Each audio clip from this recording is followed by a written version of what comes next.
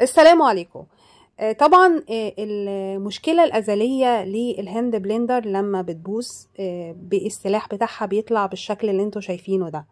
وطبعا انا كان عندي الهاند بلندر دي وسبتها لما باظت بالشكل ده.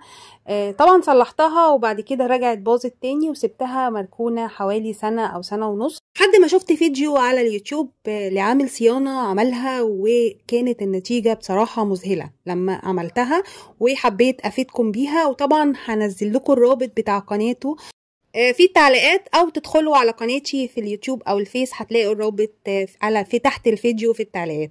طبعا ربنا يجازيه كل خير، انا اتعلمتها منه لان بصراحة عملها بكل دقة وبكل امانة، فحبيت اعملها لكم برضو بكل امانة وطلعت النتيجة مذهلة. اول حاجة نبدأ نفك الطربوش الابيض اللي انتوا شايفينه ده اللي هو في الهاند بلندر نفسه، بس بكل دقة عشان ما يكسرش مننا.